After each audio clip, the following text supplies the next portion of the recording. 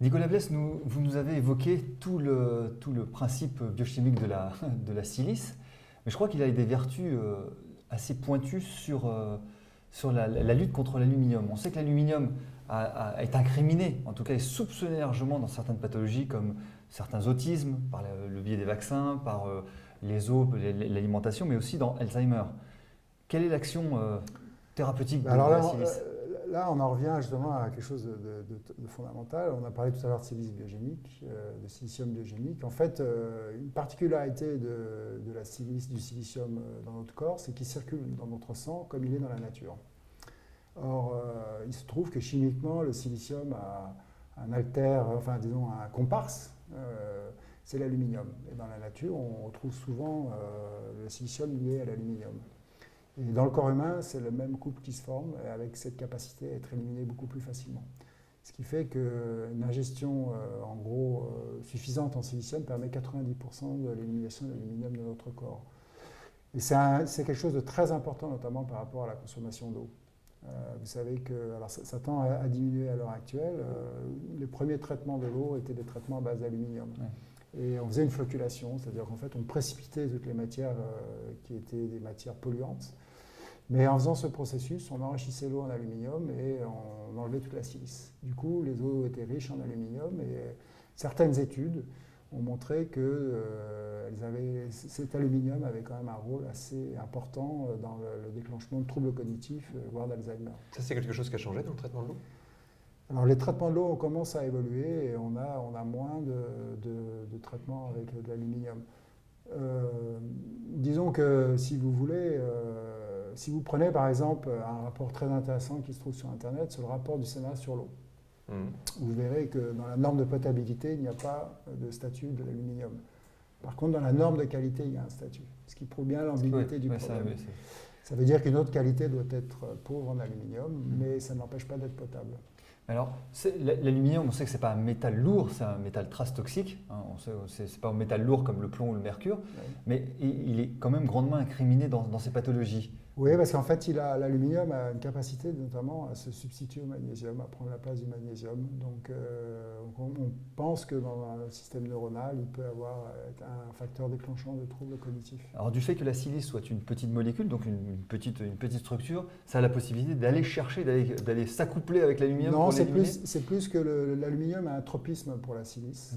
C'est une attirance chimique. Voilà, c'est ça. donc en fait, il s'est créé un couple, un silicate d'aluminium qui peut être facilement éliminé. Et l'aluminium perd de sa toxicité. C'est comme un chélateur, si vous voulez. C'est un peu le même couple qu'on retrouve avec le sélénium et le mercure. On sait que le sélénium est une antidote du mercure, parce qu'il se forme un couple où le métal lourd dans le cas du mercure n'a pas cette possibilité d'être toxique. Alors juste pour explication, la chélation, c'est un phénomène chélater, ça veut dire pincer. C'est un phénomène qui permet justement d'aller pincer, attraper le métal lourd au sein de la cellule, normalement, et de l'évacuer par les émonctoires, par les systèmes d'élimination naturels. Donc la chélation, c'est quelque chose de particulier. Donc la silice ferait ça avec l'aluminium? Oui, c'est largement décrit. Largement décrit. Mais alors, c'est une piste immense pour certaines pathologies, non? Oui, c'est bon, à ceci près, si vous voulez, que ça nécessite surtout d'avoir une attention à la qualité de l'eau qu'on consomme. Voilà. Alors justement, qu'est-ce qu'on doit consommer comme eau? Alors, moi, je ne veux pas prendre de position par rapport à l'eau. Et pas de marque. On censurera s'il y a des marques. Du robinet. Je crois que c'est surtout la diversité qui est importante. C'est l'alternance, c'est changer régulièrement. Pas de dogme. Et des eaux fortement minéralisées ou là-dessus c'est aussi… Alors les eaux fortement minéralisées sont des eaux thérapeutiques et les eaux très peu minéralisées sont des eaux thérapeutiques. Ou alors on les utilise pour les batteries de voiture, ce qui est un autre usage. Ce dogme, non, mais c'est parce que c'est un dogme, l'eau très peu minéralisée, beaucoup de vertus. Parce que c'est vrai qu'on vend quand même des eaux très peu minéralisées en disant que c'est ça qu'il faut prendre, et là pourtant on a l'impression que c'est le discours inverse.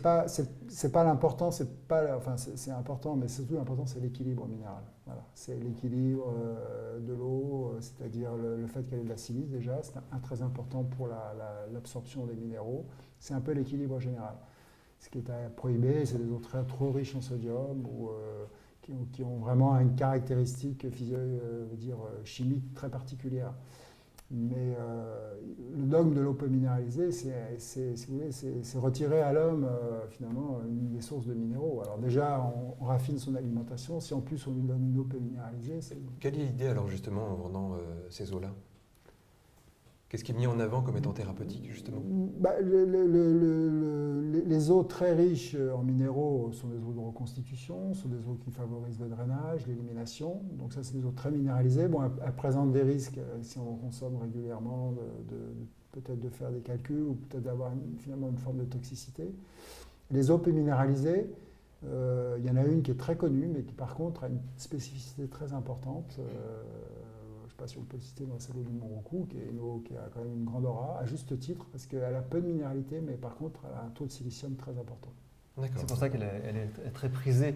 Voilà, c'est pour ça qu'elle a un effet de drainage. Mmh. Mais encore une fois, je considère, moi, que la consommation idéale d'eau, c'est la diversité, voilà, surtout chez les enfants, et éviter des habitudes trop régulières. Mais est-ce qu'au pire, l'hyperminéralisation, est-ce qu'on ne risque pas juste de l'évacuer, on pisse ces minéraux et puis voilà? Oui, alors il y a un risque sur le rein. C'est le problème de la toxicité. D'abord, bonne fonction urinaire, effectivement. Ensuite, la toxicité, vous savez, c'est la toxicité chronique du minéral sous forme minérale est assez faible, mais une consommation régulière peut quand même finir par perturber un petit peu l'homéostasie urinaire, enfin tout l'équilibre général. Donc, une alternance, des eaux un petit peu minéralisées, fortement minéralisées. C'est quoi? C'est une fois par semaine? Chaque semaine, on change de pack? C'est un peu au goût. Mais c'est vrai que les goûts, en plus, certaines eaux ont des goûts très forts. On n'a pas envie de les consommer. On va rester sur des eaux de source très, très peu minéralisées. Je crois que ce qui est surtout, à mon avis, à remettre en cause, c'est le dogme. Voilà. Le dogme de l'eau miracle. Voilà. Je crois que... Encore une fois, il n'y a pas de recette miracle, donc il n'y a pas d'eau miracle. Alors il y a des eaux qui sont meilleures que d'autres, mais je crois que la multiplicité est intéressante. Un avis sur l'eau du robinet? Difficile à dire. D'abord, les eaux ne sont pas du tout de qualité égale. Peu de gens savent qu'à Paris, par exemple, 30% de l'eau est une eau de source. Donc l'eau de Paris n'est pas forcément une eau on pourrait imaginer que les eaux des grandes villes soient les moins bonnes. Non, pas forcément. Je crois qu'il n'y a pas de généralité à faire. Il y a juste une précaution peut-être à prendre sur des eaux qui peuvent être riches en aluminium et très pauvres en silice. Voilà. Mais on incrimine beaucoup le traitement des eaux, notamment à Paris. Il y a eu pas mal de polémiques là-dessus en disant que... Moi, j'ai travaillé au service des eaux de la ville de Paris. Oui. Donc, j'ai fait mon doctorat au service des eaux de la ville de Paris. D'abord, il faut savoir que les gens qui travaillent aux eaux de table, enfin aux eaux du robinet sont extrêmement pointilleux sur la qualité. Ensuite, contrairement à ce qu'on pense, l'eau de la ville de Paris, les sources qui alimentent la ville de Paris sont assez diverses. Il y a des eaux biologiques, il y a des eaux plutôt plus chimiques dans certaines usines, et puis il y a les eaux de source. Donc il y a une variabilité. Donc voilà, mais je crois qu'il ne faut pas faire d'ostracisation de l'hérésie de boire de l'eau du robinet en tout cas. Mais il faut reconnaître que dans certaines régions... Il y a quand même un gros mais quand même. Oui, il n'est pas petit le mais quand même. Il peut y avoir une carte des régions. Je crois qu'il faut être vigilant avec son fournisseur d'eau pour poser des questions. Non mais c'est difficile parce que... Mais en même temps, vous disiez que par exemple, la contenance en aluminium, on ne la connaît pas. On peut la connaître. On peut la connaître, mais c'est pas ouvert à tout venant. Un utilisateur lambda ne va pas téléphoner à la... Je crois, vous savez, c'est comme le problème des nitrates. C'est-à-dire qu'à un moment, c'est aussi, on soulève le coin de quelque chose qui est très compliqué parce que la qualité de l'eau, c'est quelque chose de très important, mais ça nécessite beaucoup de moyens. Et si on commence à vouloir une eau du robinet parfaite, je pense qu'on aura du mal à s'en sortir. Alors vous avez un avis sur pour finir avec les eaux, les installations qu'on met au robinet, sur les trucs cosmétiques? J'ai un avis, mais il n'est pas très... c'est le vôtre, vous êtes là pour disons ça. que moi j'ai entendu une fois une démonstration de quelqu'un qui disait on enlève les mauvais minéraux, on laisse les bons. Il faut qu'on m'explique. Avec il n'y a aucun appareil suffisamment sophistiqué, j'imagine, pour... Je crois pas.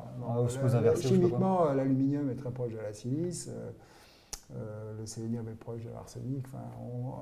Si vous voulez, les proximités chimiques font qu'on ne peut pas basculer d'un minéral important et de qualité à un minéral toxique. Donc les gens qui arrivent à supprimer, alors après, il y a des règles générales sur le sodium, etc., mais Honnêtement, il faut être très prudent, à mon avis. À mon avis. Alors, on va revenir sur des choses plus Les, actives. les traitements d'eau les petits traitements d'eau sont très bons pour les machines à laver. Ah d'accord, au moins c'est C'est déjà un avantage. c'est déjà au moins un avantage. Je ne sais pas si c'était l'utilisation prévue par les constructeurs, mais On revient sur la silice. La silice est donnée comme étant un très bon antiviral. Antiviral. Oui, sur la virulence Non, virale. sélénium. Sélénium, pardon, c'est le sélénium, excusez-moi. J'ai pas lu mes notes. J'en reprends. On coupe ici. Là, je vais avoir du mal. Non, je me suis trompé. Ah oui. la question peut-être. Ouais. Non, j'ai pas mis l'intervalle. Ah oui, d'accord, c'est décalé. Là. Le sélénium, on va revenir sur le sélénium, c'est pas grave. Hein Ouais.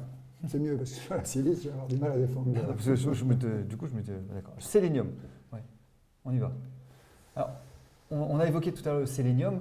Il a aussi des vertus antivirales assez importantes. non Ouais, on peut pas dire antiviral. Disons que, en fait, on s'aperçoit de plus en plus que l'imprégnation virale de chacun est vraiment source de l'équilibre général, enfin, de la santé en général.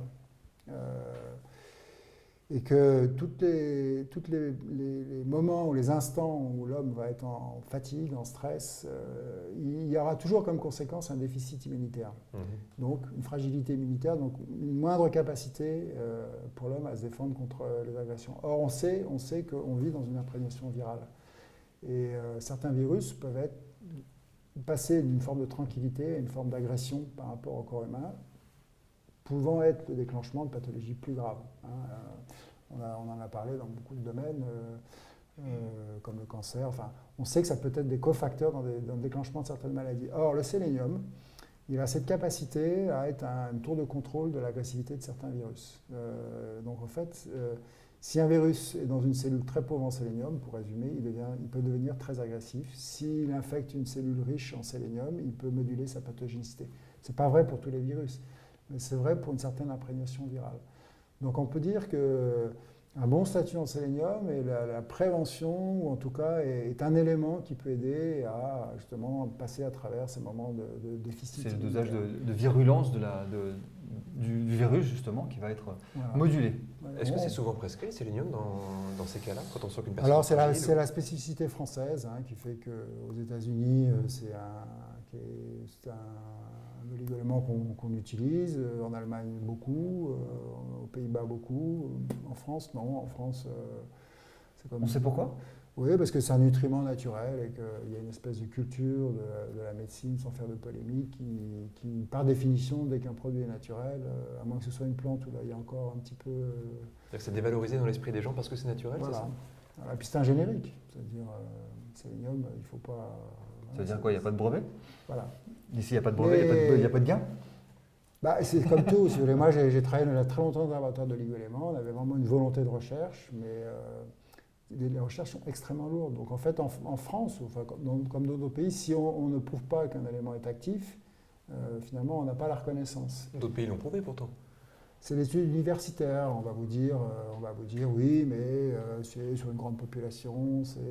Il y a des études sur le cancer de la prostate, sur la prévention. Enfin, il y a d'autres nutriments, comme la vitamine D. On commence par exemple à se rendre compte en France que la vitamine D, c'est un nutriment essentiel. Les États-Unis, ça fait 20 ans qu'ils le disent. Pourquoi ? Parce que Qu'est-ce qui fait qu'il n'y a pas de... Parce qu'on pourrait se dire que si une étude est faite dans un pays, elle pourrait être reprise partout, on pourrait avoir une certaine confiance. Parce qu'en France, on a ce qu'on appelle l'EBM, l'Evidence Based Medicine, qui est l'étude en double aveugle. Voilà. Donc, pour ce critère-là, c'est ça. Pour qu'un produit soit efficace, il faut que ce soit étudié en double aveugle. Une étude épidémiologique ou des grandes études de santé publique. En France, ça ne convainc pas les médecins. Enfin, ça ne convainc pas les médecins, ça ne convainc pas l'institution médicale. C'est pas forcément d'ailleurs volontaire, c'est juste un problème culturel, c'est-à-dire que... Il y a une tradition qui s'est installée voilà, de ce c'est-à-dire que cette médecine finalement faite de nutriments à bas bruit, c'est-à-dire non violente, sans agressivité, sans toxicité, quelque part, elle n'a pas de structure culturelle en France, donc du coup, elle n'est pas écoutée. Et ça vient ? Ça vient, oui, ça vient de temps en temps. De temps en temps, il y a des patrons qui sont... Mais alors, ce qui est très paradoxal, c'est qu'au niveau de l'institution globale, ça ne vient pas beaucoup, mais par contre, en pratique médicale, oui. Moi, il m'est arrivé, quand je travaillais sur le sélénium, notamment, de rencontrer des grands patrons qui m'écoutaient, voilà, qui n'étaient pas du tout fermés, qui écoutaient... qui écoutaient le bruit du sélénium, qui étaient intéressés. Après, quand vous allez devant l'administration, bon, on vous dit oh là là, un des éléments, ça n'a jamais rien montré. Et voilà. Donc en fait, c'est une ambivalence. Mais il y a de l'espoir quand même. Je ne sais pas. Je ne sais pas. Je ne sais pas ça.